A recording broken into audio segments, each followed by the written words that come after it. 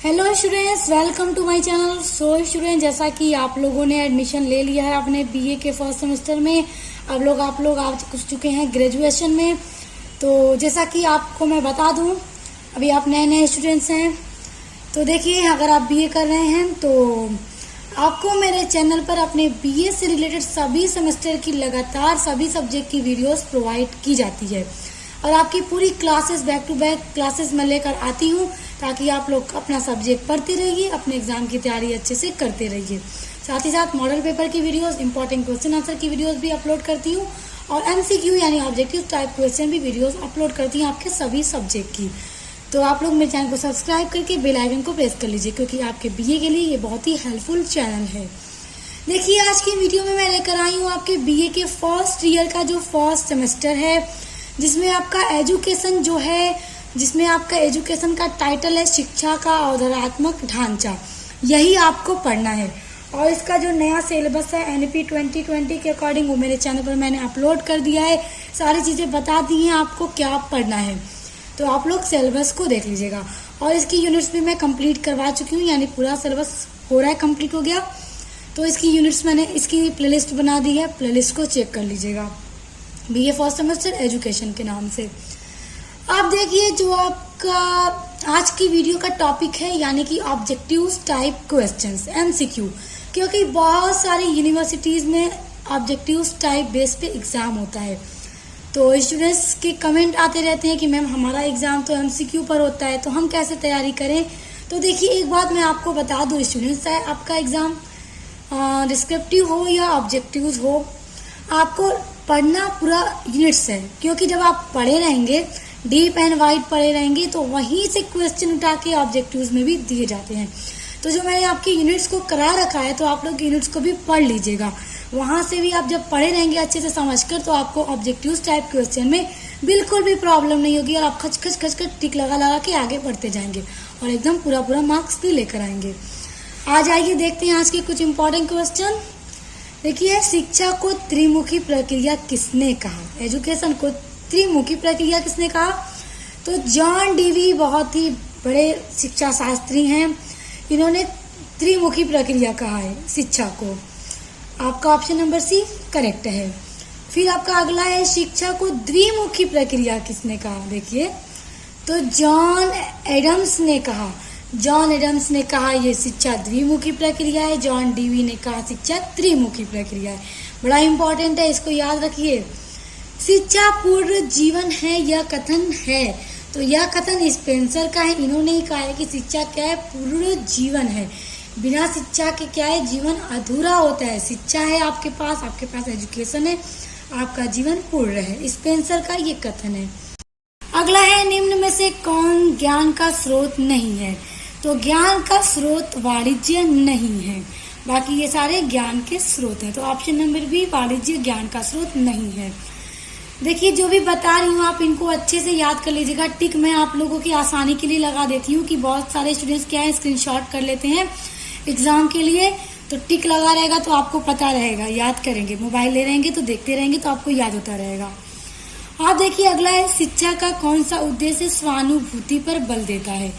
तो जो शिक्षा का व्यक्तित्व उद्देश्य है, देखिए इसको मैंने करा रखा है। जब मैंने आपकी यूनिट्स कंप्लीट करा रही थी तो हर चीजों को बड़े अच्छे से नोट्स के साथ कराया है, तो आप लोग देख लीजिएगा। तो ये जो उद्देश्य है वो स्वानुभूति पर क्या है? बल देता है। उसके बाद अगला है, पुस्तकालय शिक्षा का अभिकरण है। तो जो पुस्तकालय है वो शिक्षा का किस तरह का अभिकरण है? वो है औपचारिकेतर या निरौपचारिक अभिकरण। तो जो शिक्षा का अभिकरण है, औपचारिक या अनौपचारिक, तो उस पर भी मैंने वीडियो बनाई है बहुत अच्छे से, उसके बीच में डिफरेंस भी बताया है, तो आप लोग देख लीजिएगा। पूरी यूनिट्स मैंने कराई है आपकी। उसके बाद देखिए, मैडम मारिया मॉन्टेसेरी भारत कब आई? देखिए, जो मॉन्टेसेरी शिक्षा की प्रणाली है वो मैडम मारिया ने ही उसकी स्थापना की थी, उन्होंने ही बताया था। तो जो शिक्षा की मॉन्टेसेरी की प्रणाली है उसके बारे में भी मैंने पूरा बताया है, पढ़ा दिया है। तो मॉन्टेसेरी प्रणाली से भी बहुत ही ज्यादा प्रश्न आपके पूछे जाते हैं, तो आप लोग देख लीजिएगा। उसके अलावा डाल्टन की प्रणाली भी मैंने बताई है, किंडरगार्टन की प्रणाली भी मैंने बताई है, तो आप देख लीजिएगा। तो देखिए, जो मैडम मारिया थी वो भारत 1939 ईस्वी में आई थी। ऑप्शन नंबर सी राइट है। उसके बाद है शिक्षा का सबसे महत्वपूर्ण अंग किसे माना गया है। तो प्रेरणा को शिक्षा का सबसे ज्यादा इम्पोर्टेंट अंग यानी पार्ट माना गया है, प्रेरणा को। तो इसको याद रखिएगा, ऑप्शन नंबर बी आपका राइट है। अब देखिए जो भारतीय संविधान के अनुच्छेद 45 के में कब संशोधन हुआ। तो भारत के संविधान का अनुच्छेद 45 का संशोधन सन 2002 में हुआ था, ये भी मैंने आपको बताया है। उसके बाद देखिए शिक्षा मानव में निहित शक्तियों का बाह्यकरण है, यह कथन किसका है। तो यह कथन महात्मा गांधी जी का है। बहुत ही ये कथन अच्छा है, आप लोग इसको याद कर लीजिएगा। देखिए उसके बाद शिक्षा का औपचारिक अभिकरण यानी साधन है। तो देखिए विद्यालय यानी जो स्कूल है वो एक शिक्षा का औपचारिक साधन है। तो मैंने जब आपकी यूनिट्स कंप्लीट कराई थी तो उसमें जो भी शिक्षा के औपचारिक साधन है सभी के बारे में बड़ा डिटेल में बताया है, अनौपचारिक साधन के बारे में बताया है, तो आप लोग उसको पढ़ लीजिएगा। अगला है भावात्मक एकता समिति का गठन कब किया गया। मोस्ट इम्पोर्टेंट क्वेश्चन है कि तो जरूर पूछा जाता है एग्जाम में। तो इसका गठन 1961 में किया गया था, ऑप्शन नंबर सी आपका करेक्ट है। उसके बाद है विश्व स्वास्थ्य संगठन प्रतीक है। तो यह अंतरराष्ट्रीय सद्भाव का प्रतीक है। उसके बाद है अखिल भारतीय प्रारंभिक शिक्षा समिति की स्थापना कब हुई। तो देखिए ये भी बहुत ही इम्पोर्टेंट क्वेश्चन है, अक्सर एग्जाम में पूछा जाता है। तो इसकी स्थापना 1957 में हुई थी, तो आप लोग इस पर टिक कर लीजिए। अब देखिए राजभाषा अधिनियम कब बना। तो राजभाषा जो अधिनियम है वो 1963 ईस्वी में बना था। तो ये क्वेश्चन देखिए, ये सारे क्वेश्चन बहुत ही ज्यादा इम्पोर्टेंट है, तो आपको ये सारी चीजें याद रखना है। देखिए आप एजुकेशन पढ़ रहे हैं तो इस तरीके से आपको याद तो रखना ही है, और बेसिक से ये सारे क्वेश्चन है आपको पता भी होना चाहिए।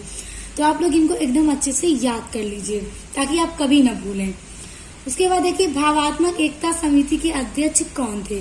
तो इसके जो अध्यक्ष थे वो थे डॉक्टर संपूर्णानंद। तो आपने याद रखना है, डॉक्टर संपूर्णानंद भावात्मक एकता समिति के अध्यक्ष थे। अगला है बालक का शारीरिक विकास होता है। देखिए जो बालक का शारीरिक विकास है ना वो दौड़ने से भी होता है, बैडमिंटन खेलने से भी होता है और फुटबॉल खेलने से भी होता है। तो जब आपका ऑप्शन में तीनों चीजें करेक्ट होंगी तो आपके लिए ऑप्शन दिया जाएगा उपर्युक्त सभी से। तो आप लोग डी ऑप्शन पर टिक कर लीजिए, यानी तीनों से ही बालक का जो है वो शारीरिक विकास होता है। उसके बाद है बालक का मानसिक विकास होता है। तो बालक का मानसिक विकास सोने से होता है। तो आपने इसे सर्च कर लेना, यहाँ पर बालक की बात हो रही है, याद रखिएगा, छोटे बच्चे बालक की बात हो रही है। उसके बाद है स्वस्थ शरीर में स्वस्थ मस्तिष्क का विकास, यह कथन है। देखिए स्वस्थ मस्तिष्क में, स्वस्थ शरीर में स्वस्थ मस्तिष्क का विकास, यह अरस्तु का कथन है। यानी कि जो शिक्षा होती है वो स्वस्थ शरीर में स्वस्थ मस्तिष्क का क्या है, विकास करती है। तो ये अरस्तु का कथन है। उसके बाद है शिक्षा का कार्य। तो शिक्षा का कार्य देखिए भावों में अनुशासित करना है, सच्ची एवं अच्छी प्रवृत्तियों को प्रोत्साहित करना भी शिक्षा का एक कार्य है। उसके बाद आवेगों पर नियंत्रण करना भी शिक्षा का एक कार्य है। तो उपर्युक्त सभी यानी ऑप्शन नंबर डी आपका करेक्ट होगा, क्योंकि ये सारे ABC करेक्ट हैं। तो डी पर आप टिक कर लीजिएगा एग्जाम में। अब देखिए अगला है शिक्षा गरीबी में सुरक्षा का क्या है। तो शिक्षा गरीबी में क्या है, सुरक्षा का एक साधन है। तो ऑप्शन नंबर डी आपका करेक्ट है। उसके बाद अगला है राष्ट्रीय जीवन में शिक्षा के प्रमुख कार्य हैं। तो देखिए राष्ट्रीय जीवन में जो शिक्षा का कार्य है बहुत ही प्रमुख, वो राष्ट्रीय विकास भी है, राष्ट्रीय एकता है, योग्य नागरिकों का निर्माण करना है। तो आपका तीनों ABC करेक्ट है। तो ऑप्शन नंबर डी यानी उपर्युक्त सभी आपका राइट आंसर हो जाएगा। किंडरगार्टन के प्रमुख सिद्धांत हैं। तो देखिए किंडरगार्टन का जो प्रमुख सिद्धांत है उस पर मैंने डिटेल में भी वीडियो बना रखी है बहुत अच्छे से। देखिए एकता का जो सिद्धांत है वो भी किंडरगार्टन का एक सिद्धांत है। खेल का सिद्धांत यानी कि बच्चों को पढ़ा लिखा कर, खेल कूद कराकर पढ़ाना लिखाना चाहिए। उसके बाद स्वतंत्रता का सिद्धांत कि स्टूडेंट अपने आप में एकदम फ्री होता है, उस पर किसी भी टीचर का कोई दबाव प्रेशर नहीं होता, वो जिस सब्जेक्ट को जब चाहे जितने टाइम लगा कर चाहे पढ़ सकता है। तो ये सभी सिद्धांत किंडरगार्टन के सिद्धांत है। तो उपर्युक्त सभी आपका करेक्ट हो जाएगा। अब देखिए अगला है किंडरगार्टन शब्द का अर्थ है। तो देखिए जब मैं आपकी यूनिट्स को करवा रही थी आपकी, तो उसमें मैं जब किंडरगार्टन प्रणाली आई थी तो मैंने आपको बताया था कि देखिए किंडर यानी कि किड्स और गार्डन यानी जो गार्डन होता है, जो बगीचा होता है। तो किंडरगार्टन का मतलब हो गया चिल्ड्रंस गार्डन यानी बच्चों का बगीचा, जिसमें बच्चों को फूल के मानिंद माना जाता है कि बच्चे क्या है, फूल हैं, और जो उनके टीचर है वो माली हैं। जिस तरह गार्डन में माली फूलों का देख रेख करता है, उसमें पानी डालना, खाद डालना, सारा काम माली का होता है। तो उसी तरह जो टीचर होते हैं वो बच्चों को मार्गदर्शन करते हैं, बच्चों को सही रास्ता दिखाते हैं, उनके लिए माली के समान होते हैं। और बच्चे के हैं फूल हैं। तो जो किंडरगार्टन शब्द है उसका मेन अर्थ हो गया बच्चों का बगीचा। तो ऑप्शन नंबर डी आपका करेक्ट है। अब देखिए अगला है किंडरगार्टन किस भाषा का शब्द है, यानी ये किस भाषा से बना हुआ है। तो ये जर्मन भाषा का शब्द है। और देखिए किंडरगार्टन प्रणाली के जो जनक थे वो थे फ्रोबेल। तो आपने याद रखना है फ्रोबेल। उसके बाद देखिए अगला है दी एजुकेशन ऑफ मैन के लेखक थे। तो दी एजुकेशन ऑफ मैन के लेखक फ्रोबेल थे। ऑप्शन नंबर ए आपका राइट है।